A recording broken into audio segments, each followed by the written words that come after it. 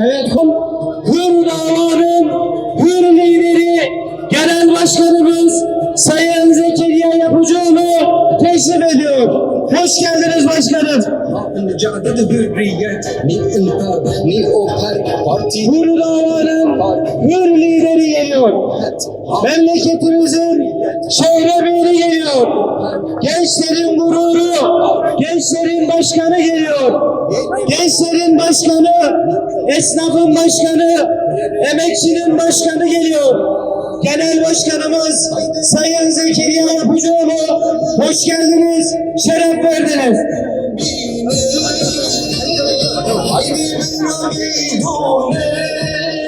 Dürüst siyaset, gerçek adalet şiarıyla yola çıkan Hür Dava'nın Hür lideri geliyor. Genel Başkanımız Sayın Zekeriya Yapıcıoğlu sizleri saygı ve muhabbetle selamlıyor.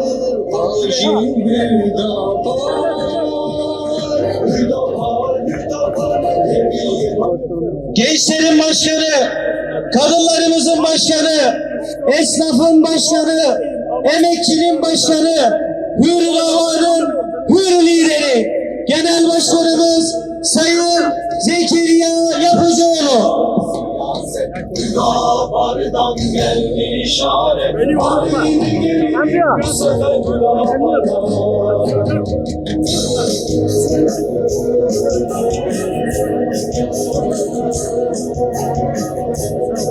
Hür Dava'nın Hür lideri, memleketimizin şehremini, gençlerimizin gururu, gençlerimizin başkanı, Genel Başkanımız Sayın Zekeriya Yapıcıoğlu, Kovancılara hoş geldiniz, şeref verdiniz efendim.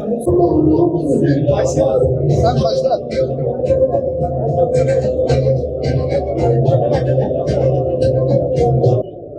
Değerli Genel Başkan, Genel Başkan Yardımcılarımız, değerli basın mensupları, hepiniz hoş geldiniz.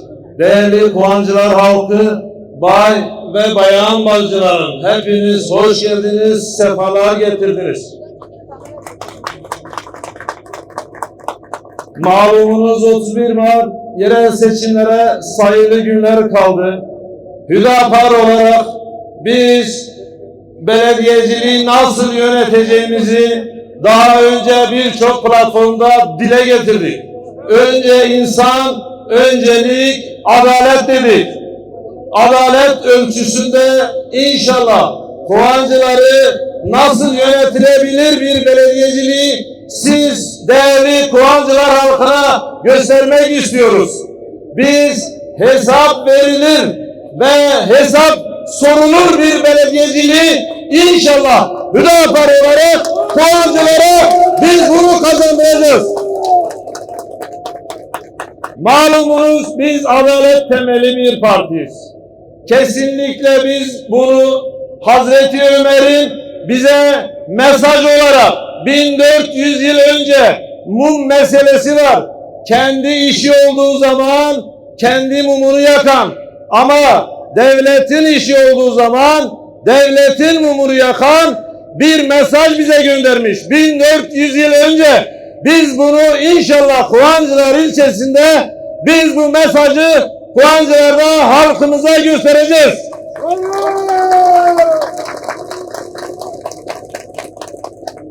Kovancılar sizin de malumunuzdur. 20 yıldır aynı şekilde yönetiliyor. Ama biz diyoruz artık Kovancılar halkı kendi kararını vermiştir. Böyle gelmiş, böyle gitmeyeceğini malum sahada biz de bunu görüyoruz. İnşallah diyoruz. Biz Kovancılar Belediyesi'ni eğer siz teveccüh gösterirseniz, biz o belediyeye gelirsek inşallah diyoruz biz belediye bir kurumsal kimlik kazandıracağız. Ve siz Kovancılar halkının sadece bir telefonu bile 15 dakikada hızır servisimiz sizin ayağınıza gelecek. Bismillah ve elhamdülillah ve salatu ve selamu ala Resulillah. Kıymetli kardeşlerim, muhterem bacılarım, Allah'ın selamı, rahmeti, bereketi, mağfireti hepimizin üzerine olsun. Biz buraya gelince bize dediler ki seçim lokalinin önünde halkla buluşma, sandık ki 15-20 yıl oturacağız, hasbihal edeceğiz. Maşallah siz burayı miting alanına çevirdiniz.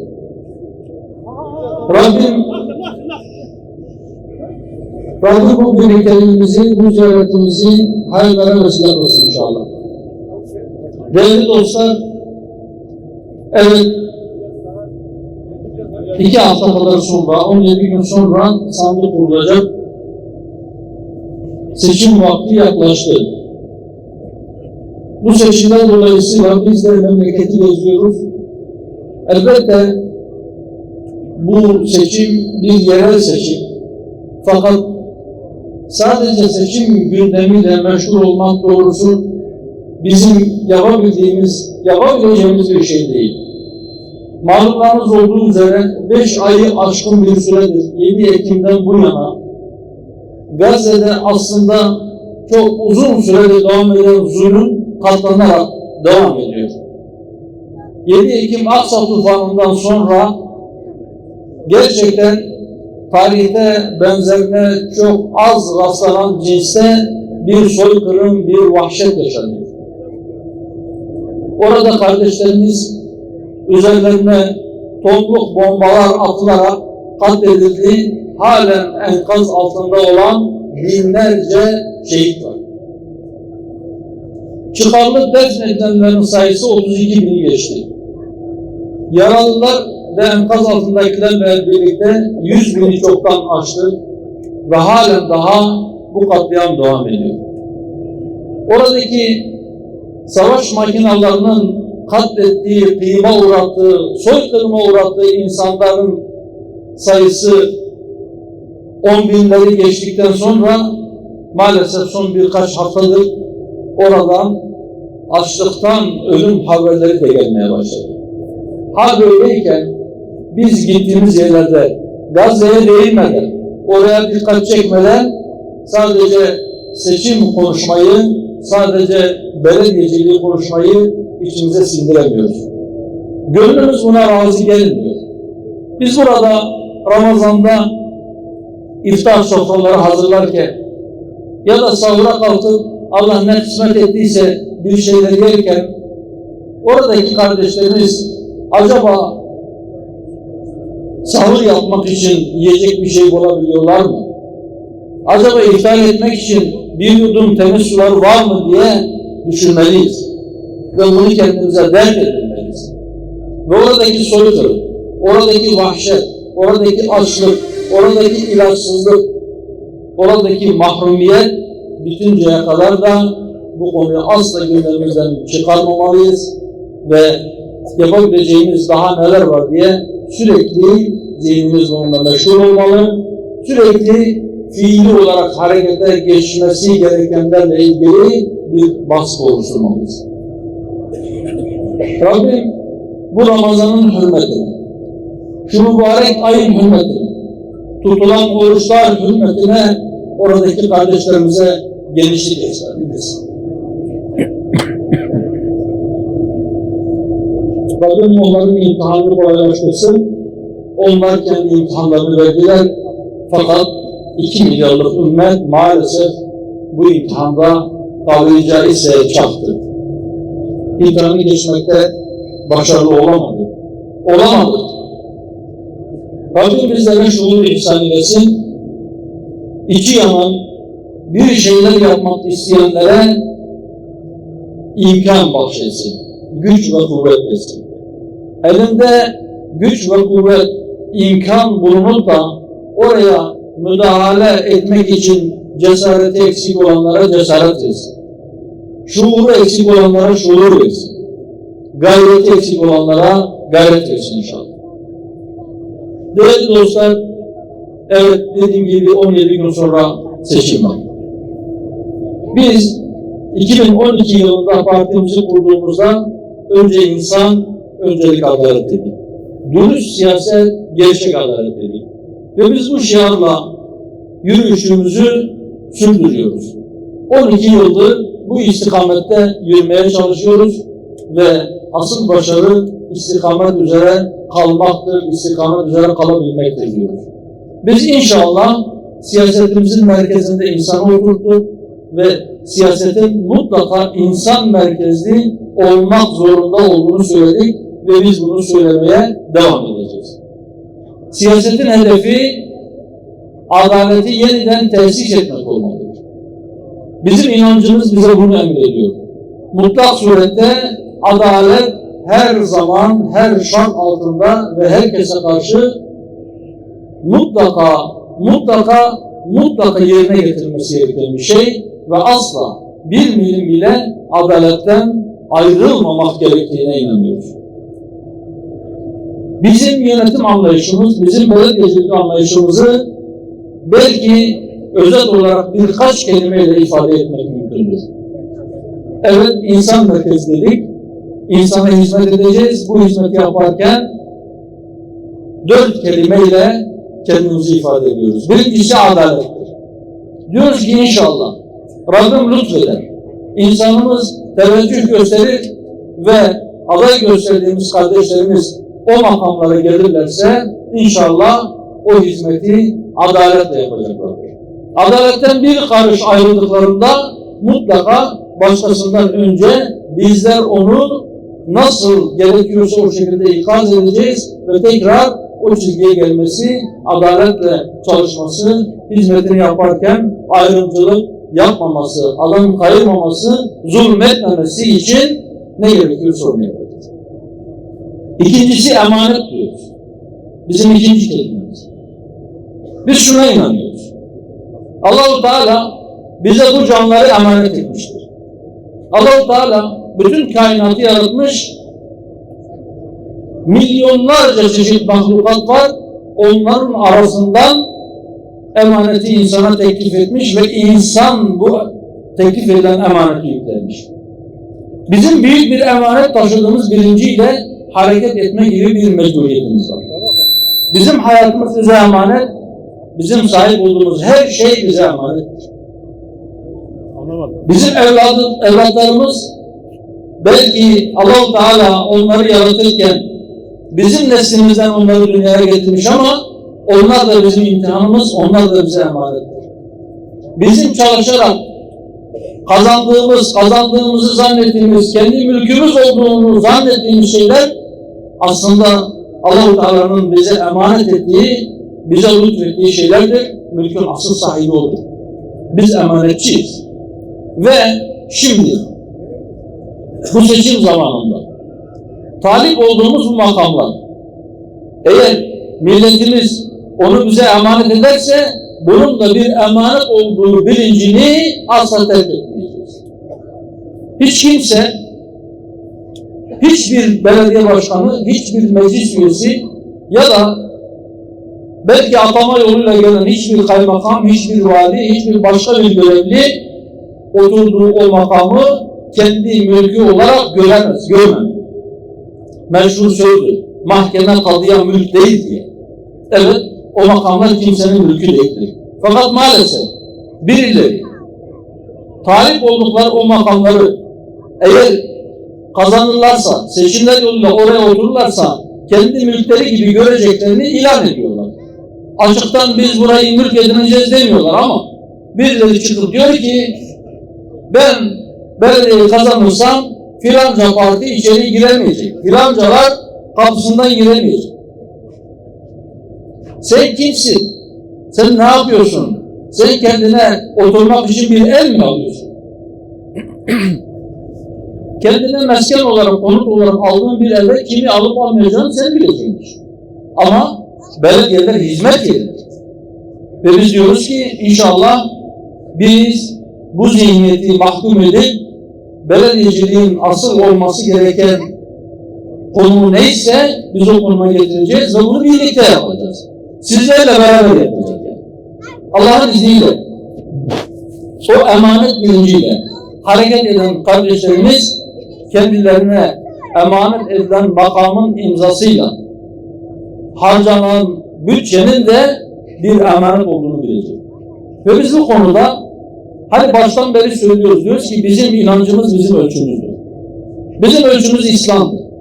Allah-u Teala'nın bizim için bizden razı olacak bir hareket tarzı neyse biz o şekilde hareket ederiz. Hayatımızın her alanında bunu böyle yaparız. Ve Allah-u Teala Kur'an-ı Kerim'de çok güzel ölçüler bildirmiştir. İşte adalet bunlardan bir tanesi, adaletten asla ayrılmaması gerektiğini bize bildirmiş ve Cuma namazına gidenler her Cuma şu ayeti işitirler. İnne Allahe ye'muru bil adli vel ihsani ve ita'i zil kurba. Ve ila ahiril ayet. Allah size muhakkak surette, kesin olarak, istisnasız olarak size adaleti, ihsanı ve akrabaya yardım etmeyi emreder. Bu Allah'ın kesin emridir.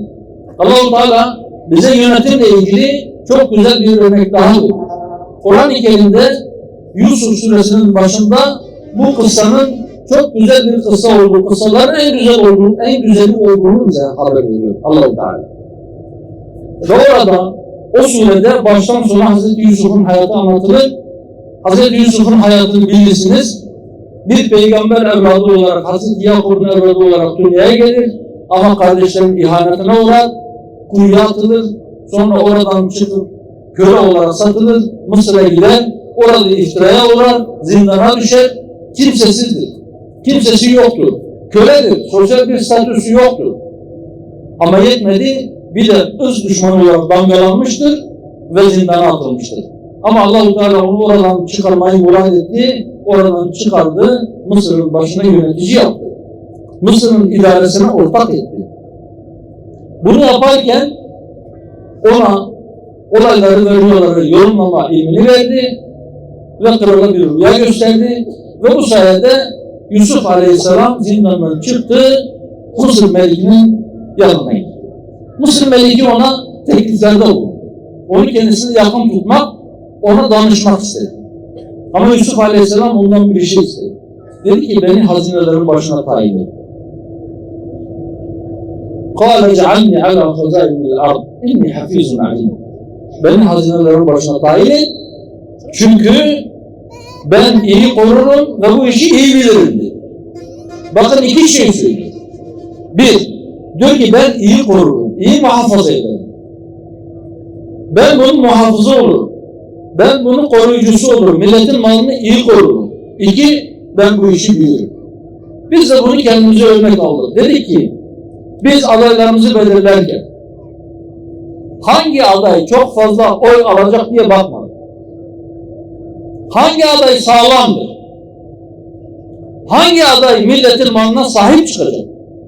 Hangi aday milletin malını kendi malından daha iyi koruyacak? Bu bizim birinci önceliğimiz.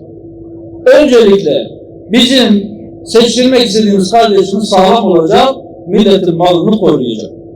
Milletin malını muhafaza edecek. Şimdi biz memleketin dört bir tarafını dolaşıyoruz.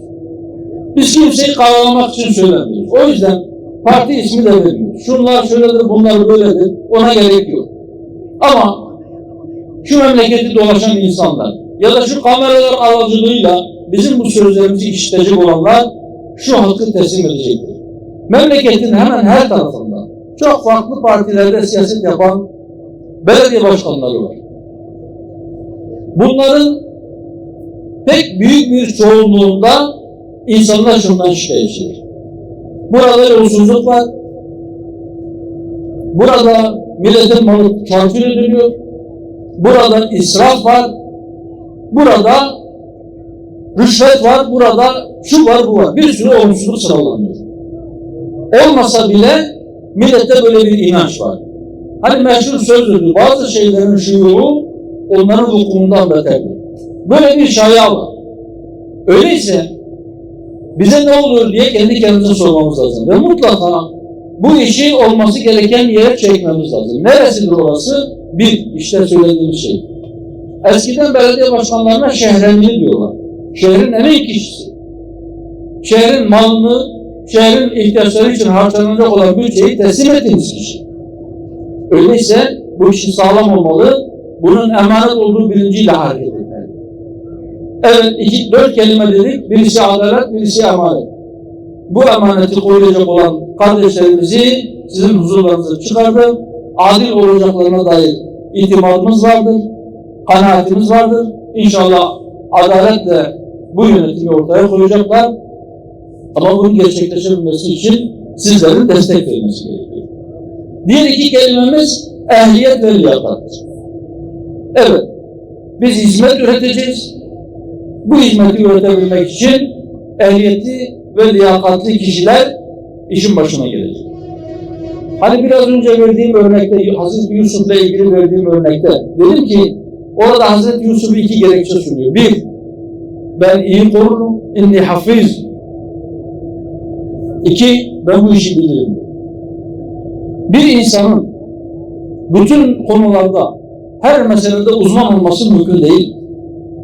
Belediye başkanının hem şehir planlamacılığında hem diğer belediye için gerekli olan bütün alanlardan, muhasebesinden imarına kadar, altyapısından suyuna kadar, bütün bu alanlarla ilgili bir kişinin tek başına uzman olmasına gerek yok.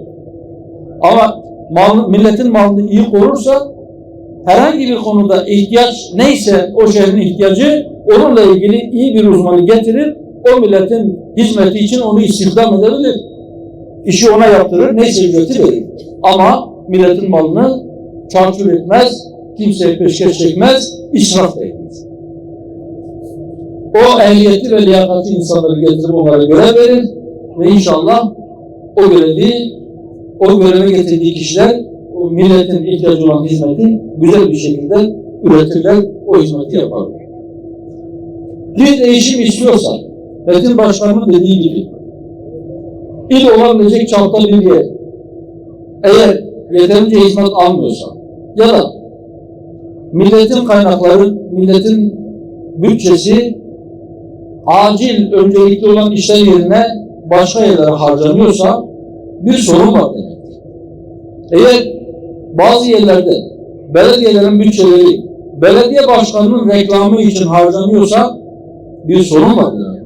Bazı yerlerde şu şikayeti işittik. Diyorlar ki belediye hizmetini anlatmak için billboardlara afişler asıyor. Hizmet küçücük yazılarla yazılıyor. Belediye başkanının fotoğrafı billboardun yarısından fazlasını tutuyor. Şimdi orada anlatılan şey nedir? Sizce o hizmet midir? Yoksa belediye başkanının reklamı mıdır? Biz diyoruz ki inşallah bizim kardeşlerimiz belediye başkanlığı makamına oturursa belediyenin bütçesini kendi reklamlarını yapmak için kullanmayacak. Milletin parası son kuruşuna kadar millet için harcanacak. Şimdi bunların hayata geçmesi için bir şey gerekiyor. Nedir o? Oy. Değil mi? Şimdi 2012'de biz parti kurduk. 2014'te seçimlere girdik. O zaman yani diyebilirim ki memleketin %15'i 20'si en fazla bizim ismimizi duymuştu. Buna rağmen iyi bir varlık ortaya koyabildik. Elhamdülillah bugün o durumda değiliz. Bugün Hüdapar'ı duyan, Hüdapar'ın ne olduğunu, ne yapmaya çalıştığını, onun programını, onun zihniyetini, meselelere yaklaşımını insanı önceleyen ve adaleti merkeze koyan yaklaşımını bugün insanımız biliyor. Bugün biz 2014'teki durumda değiliz. Geçtiğimiz Mayıs ayında milletvekili genel seçiminde mecliste parlamentoda temsil imkan ederek bir merhaleyi kat ettik. Önceki seçimlerden bir temel attık. Şimdi bu temelin üzerine inşallah kocaman bir bina dikmeyi ümit ediyoruz. Bu binayı nasıl dikeceğiz? Sizin getireceğiniz tuğlalarla. Ben inanıyorum ki biz o binanın çatısını çatmaya yakınız. Ama gevşemek yok. Şu son 17 günde, şu son 2 haftada Ulaşmadığınız kim kaldı? Nedir tereddütleri? Onlara ulaşın. Hala kararsız seçmen var. Hala insanlar diyor ki biz şunu da denedik, bunu da denedik, öbürünü de denedik, bir fark göremedik ya da çok az fark oldu. O zaman onlara söyleyin, deyin ki şimdiye kadar denemediğiniz bir şey yok mu? Diğerinden ciddi bir fark ortaya koyacağını iddia edin. Bakın biz oraya hizmet etmeye geliyoruz. Millete tepeden bakmaya, millete efendilik taslamaya değil. Allah'ın izniyle biz bunu pratik olarak ortaya koyacağız. Ama bunu pratik olarak ortaya koymak için sizin getireceğiniz tuğlaların, yani o oyların yeterli sayıda olması lazım. Bu sefer olur mu? Ben Kovancılar'daki bu heyecanı, bu sayı görünce inşallah olacak diyorum.